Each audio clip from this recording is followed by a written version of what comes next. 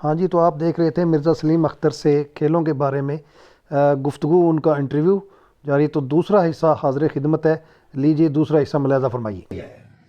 हाँ, बिल्कुल सही फरमा रहे हैं। देखें, आप खुद भी माशाल्लाह एक क्रिकेटर रहे हैं, तो हॉट बॉल से आप खेलते थे, लेकिन अलमिया आप ये देखें कि आप टेनिस बॉल का अब ट्रेंड आ गया। हाँ जी, वो तो एक आप अलमिया कह लेना कि खेलें मुख्तसर होती जा रही हैं। मुख्तसर T20 आ गई अब असल आप शेप अभी। से हम हट गए। हाँ, अब देखे ना, ये टेस्ट मैच हो रहा है रावलपिंडी का, आपने देखा T20 तर्ज पे खेला जा रहा है। 506 रन एक दिन में इंग्लैंड ने बना लिए। ठीक है ना जी, ये कभी सोचा भी नहीं जा सकता था कि एक दिन में 506 रन। तो एक ट्रेंड ही बदल गया, एक स्टाइल ही बदल गया हर खेल का। तो उसको जो है, एक टेस्ट क्रिकेट जो है उसका अपना एक हुस्न है। ठीक है ना जी। इसी तरह दूसरे खेले हैं उनका। हॉकी तो हमारे नापैदी हो गई है, 2-3 शहरों तक महदूद हो गई। टोबा टेक सिंह लगा लें आप, या उसके इर्द गिर्द जो शहर हैं, रजाना है या दूसरे हैं, तो सिर्फ 2-3 शहरों तक महदूद हो गए। हमारी हॉकी कहाँ चलेगी। 94 में मुझे याद है कि आखिरी दफा हमने शायद वर्ल्ड कप जीता था एथलेटिक किक्स पर जो है। तो उसके बाद से हमारी रैंकिंग जो है ना, अब तो मेरे ख्याल में हम उन टीमों से हार जाते हैं जिन टीमों को, उन टीमों से हार जाते हैं जिन टीमों को हम 15-15, 20-20 गोल से हराया करते थे। और उसकी वजह क्या है कि हम वक्त के साथ नहीं चले। हम जैसा देखें ना, जब तक ग्रास पे हॉकी होती रही, हमें कोई शिकस्त नहीं दे सका। दोनों एशियन टीमें, इंडिया पाकिस्तान, फाइनल में होती थी, या कहीं जाके आपस में इनका सेमीफाइनल होता था, तो एक टीम बाहर होती थी, दूसरी यूरोपियन टीम कोई आ जाती थी। अच्छा, एस्ट्रो टर्फ पे हमने उसको छोटी सतह पर उसको फरोग नहीं दिया। उसका नतीजा क्या निकला कि हम उस गेम से आउट हो गए, इसलिए कि हमारा जो ग्रास रूट लेवल का खिलाड़ी है उसको वो सहूलत मैसर नहीं। बड़ा होकर फिर वो क्या उस पर अपनी वो दिखाएगा। बिल्कुल वजह फरमाया जय साहब आपने, बहुत खूबसूरत आपने तज्जिया खुद ही कर दिया कि देखें, जब तक आप सहूलियात प्रोवाइड नहीं करेंगे खिलाड़ियों को, जैसे आपने एस्ट्रो टर्फ की बात की, या दीगर हमारे, देखो अब जिस कस्मपुरसी के हालात से हम गुजर रहे हैं, और कोरोना जैसी वबा के बाद तो वैसे हम लोग अपने पाँव पे सही तरीके से खड़े नहीं हो पा रहे। तो खिलाड़ी, एक तो टैलेंट है उनमें, खिलाड़ियों की आबियारी तब मुमकिन है जब उन्हें आप सहूलियात प्रोवाइड करेंगे, जब उन्हें आप जो उनसे मुतल्लिका नीड है वो पूरी करेंगे। और पहले तो हमें अच्छी तरह याद है, जब हम खेलते थे हमें एक खुराक का भी ख्याल रखा जाता था, हमें हमारी किट भी हमें प्रोवाइड की जाती थी, और फिर हमें सामान भी प्रोवाइड किया जाता था। जब ये सहूलियात होती थी हमारे पास, तो जाहिर है कि फिर हम लोग मैं मुझे याद आता है मिर्जा साहब, आपकी बात से याद आ गया, पीटी साहबान जो होते थे, वो कबड्डी की टीम और फुटबॉल की जो टीमें होती थी, यकीन करें अपनी जेब से उन्हें दूध पिलाते थे। ऐसी ऐसी ठीक है ना, उनको एक शौक था कि मेरी स्कूल की टीम जो है वो नाम पैदा करे। तो इस तरह का जज्बा जो है, अब वो कैसे लाया जाए।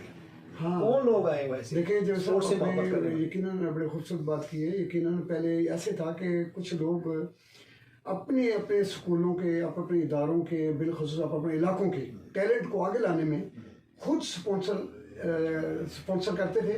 और उनकी ख्वाहिश होती थी कि यार नहीं यार, हमारा टैलेंट किसी भी तरीके से कम ना रहे, आगे से आगे एक दूसरे का कंपटीशन की फिजा थी।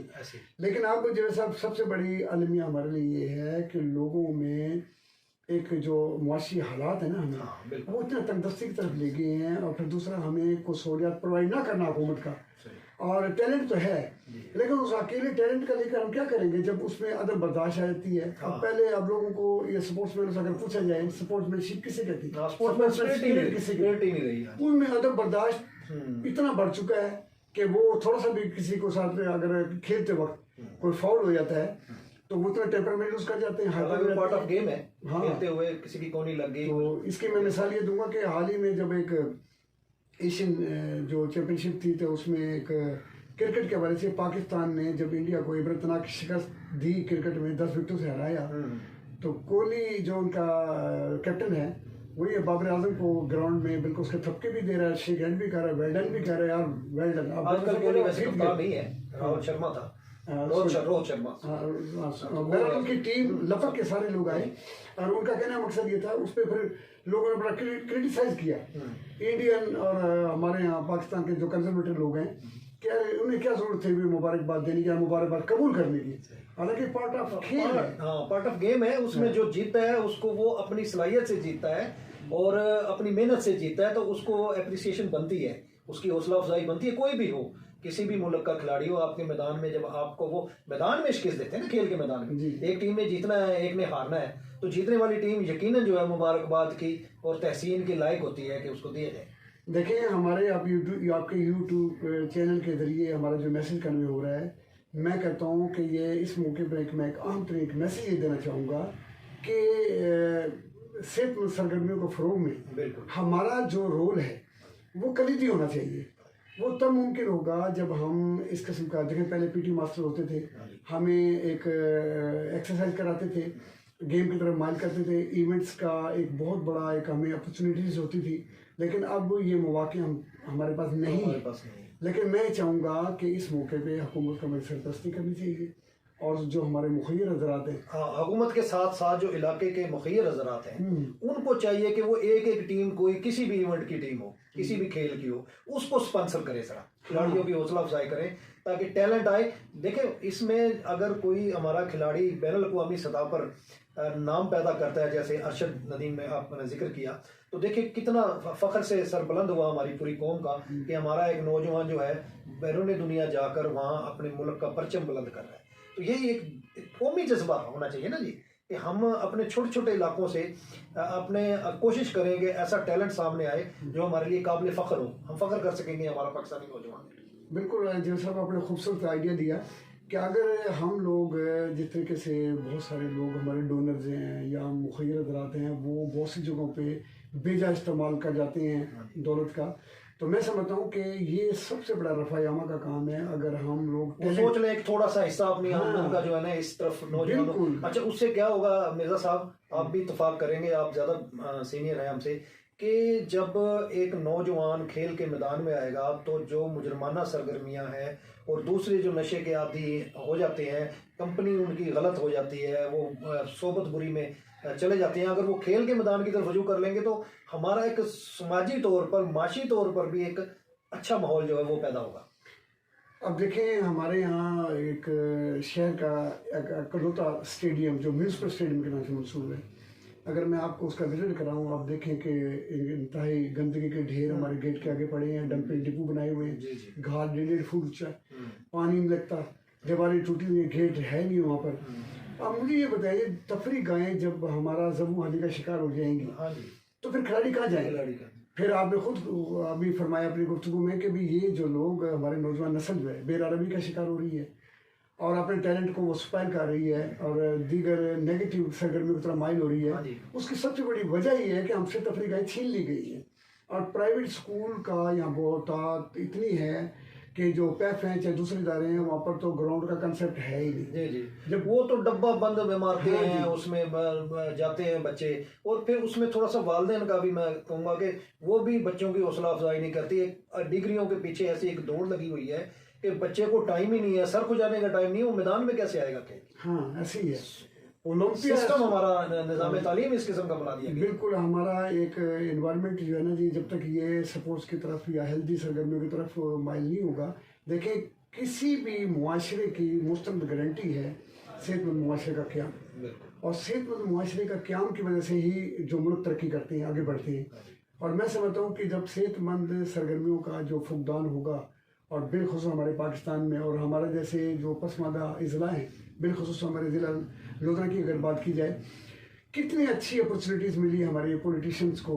अगर वो चाहते तो दुनियापुर में, करोड़पक्का में, लोधरा में स्टेडियम, एक फ्लड लाइट इतनी खूबसूरत किस्म का एक बना के और खेलों को फ़रोग़ दे के, यहाँ पर देखें आप कबड्डी ले लें, आप कुश्ती जैसे रवायती खेलों को ले लें, आप वॉलीबॉल को ले लें, ख़ासतौर पे हॉकी, क्रिकेट, फुटबॉल, बैडमिंटन, जितने भी खेले हैं उन्होंने, उनके जो शुरा अफाक है जिनका मैं नाम ले देना आपके यूट्यूब के जरिए ज़रूर समझता हूँ, दिलवड्डा खां पहलवान, बस्सू पहलवान, देखें उनका ताल्लुक है हमारी सरजमीन लोधरा से, बिजली पहलवान के नाम से भी मशहूर हुए थे। हाँ जी। तो इसी तरीके से अगर हम फुटबॉल का नाम लें तो एक असलम शाह साहब जो अल्लाह को प्यारे हुए थे रोज़ कबल, उन्होंने एक इंटरनेशनल चैम्पियनशिप खेली। एक अजीज़ खान साहब हैं जो वो भी इंटरनेशनल सतह तक गए। तो मेरा कहने का मकसद है कि एथलेटिक्स से लेकर तमाम इंडोर या आउटडोर गेम्स में लोधरा के शुरा पाक ना सिर्फ मुल्क की सतह पर बल्कि बैनुल अक़वामी सतह पर उन्होंने हमारे ना सिर्फ इलाके का अलम बुलंद किया, हमारे मुल्क का अलम बुलंद किया। लेकिन अब वो एक तारीख का हिस्सा बन चुके हैं। तो हम उन्हें देखते हैं, सुनते हैं, पढ़ते हैं, लेकिन नौजवान नस्ल को नहीं पता।